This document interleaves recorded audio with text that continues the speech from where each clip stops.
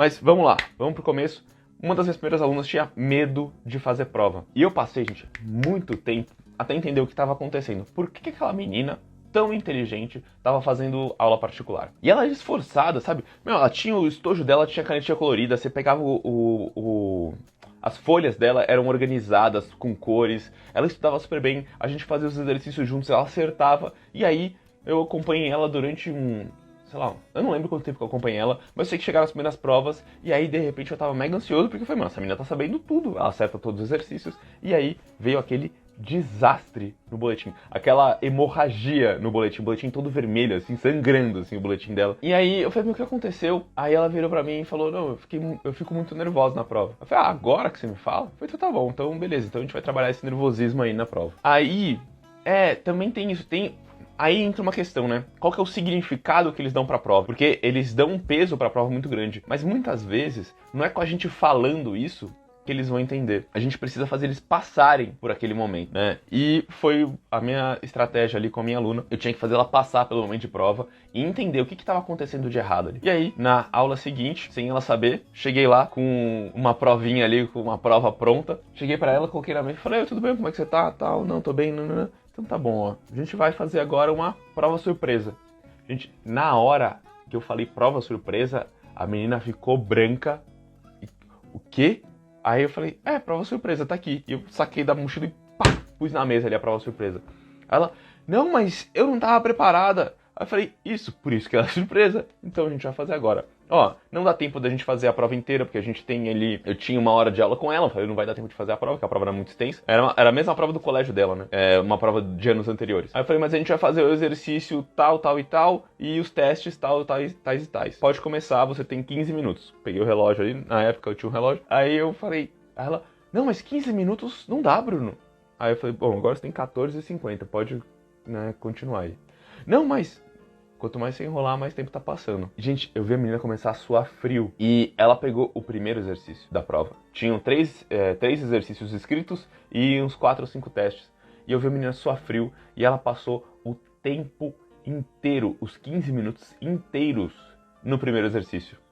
Só que tinha um detalhe. Eu tava ali, aí eu peguei e fingi que eu tava fazendo outras coisas. E é sempre importante, gente, pra gente não colocar mais pressão, a gente ficar ali de olho, assim, tipo, você tá fazendo o que tem que fazer. Não, eu pego ali, finjo que tô corrigindo outra prova, ou às vezes começa a montar outro exercício mesmo ali, pra passar o tempo e esperar dar os 15 minutos. Só que eu tava anotando no canto do caderno, eu tava anotando quanto tempo que ela ficava e quais eram os momentos, pra eu poder chamar a atenção dela depois. O que aconteceu? Deu os 15 minutos, aí eu falei, ó, você reparou que você demorou 3 minutos pra começar? Pra de fato começar, porque você ficou muito nervosa? Você reparou que depois que você começou, você não olhou a prova inteira, você tentou fazer o primeiro exercício direto e não conseguiu e ficou ali nele 15 minutos pra fazer o primeiro exercício? Ela não tinha reparado, ela não tinha consciência disso. Então eu tava tentando trazer isso pra consciência dela. Aí eu falei, e você reparou que o exercício número 3 escrito é o mesmo exercício que a gente fez na aula passada? Aí ela falou, não.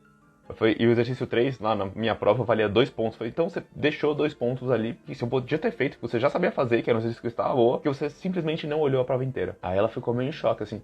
Aí eu falei, e outra? Detalhe, eu tinha colocado os testes primeiro e depois as questões. E ela ficou muito tempo no primeiro teste, na verdade. E aí depois que ela foi fazer a parte escrita, a primeira questão era muito parecida com o teste. Mas o que aconteceu? O teste valia menos. Então, nesse processo todo aí, né, ela gastou muito tempo numa questão que ela não tinha tanta capacidade ali pra resolver, não estava tão habituada a resolver, que valia pouco. E aí, a primeira sacada pra ela foi, vamos lá. Primeira coisa que você faz quando você pega uma prova, olha a prova. Olha, descobre, vê se tem alguma questão que você tá mais familiarizado, né? E aí você começa por ela. E vê qual questão vale mais. E muitos, mas muitos alunos, gente, eles começam a prova só pelo começo. Então, alguém decidiu a ordem e ele aceitou aquela ordem que aquela pessoa decidiu. Alguém, no caso, o professor, decidiu a ordem e ele aceitou a ordem da prova que o professor decidiu e não viu qual era a melhor ordem para ele fazer. E isso é um trabalho que a gente precisa ensinar eles a fazerem também. Entender? Ok, cara, a gente tem trabalho para fazer. Todo mundo tem um trabalho aqui, mesmo que seja cuidar da casa, é um trabalho. E você tem que decidir qual é a melhor ordem para você, não qual é a melhor ordem que te ensinaram. É porque quando você vai ser mais produtivo. E aí ela falou, nossa, não tinha pensado nisso, Bruno. Aí tá, semana seguinte, prova surpresa de novo. Mas detalhe, eu não trouxe outra prova, eu trouxe a mesma prova. Né, pra ela já se acostumar um pouco. E aí eu cheguei e falei, bom, tudo bom? Nananã. Fingi que a gente ia começar a aula. Falei, bom, então prova surpresa de novo. Pum. Peguei, pus a folha no caderno. Aí, nessa ela já tava ali. Ela ficou ali uns 20 segundos. Ela já sabia que ela não podia ficar discutindo comigo, que ia até a prova surpresa mesmo. Aí ela, tá bom. Aí ela pegou, a primeira coisa que ela fez foi olhar a prova. Aí ela viu que tinha o exercício escrito, que era o terceiro exercício que ela já sabia fazer, que valia 2 pontos. Começou por aquele. 5 minutos ela mandou ver no exercício, depois ela foi pros outros. E aí, a gente percebeu outras coisas na segunda prova surpresa. Primeira coisa, tinham testes e questões escritas que tinham o mesmo tema. Então tinha um teste que tinha o mesmo tema que esse exercício escrito. E ela não percebeu também.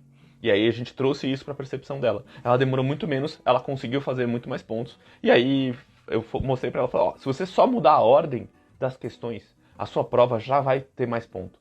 E de 3 que ela tava tirando 3 nas provas. Na prova seguinte ela tirou 6. De uma prova para outra, essa foi a diferença, a ordem das questões. Tanto que um dos primeiros vídeos que eu gravei lá no meu YouTube, que vocês podem olhar e mostrar para os filhos de vocês, que é 3 dicas para melhorar a nota na prova sem estudar, eu falo isso, que é o fato de você deixar o seu professor ou alguém decidir a ordem que você faz as questões, impede você de ir bem. E você precisa decidir as suas questões, a ordem que você fazer. E o melhor jeito de você fazer isso é trazer isso para a consciência deles. E você não traz isso para a consciência falando, olha, filho, é assim que você tem que fazer. Não, quer dizer, pode até funcionar, mas o melhor jeito é você fazendo ele passar pela experiência e ir lá, marcando o tempo, mostrando para ele, fala, você percebeu que você demorou tanto tempo?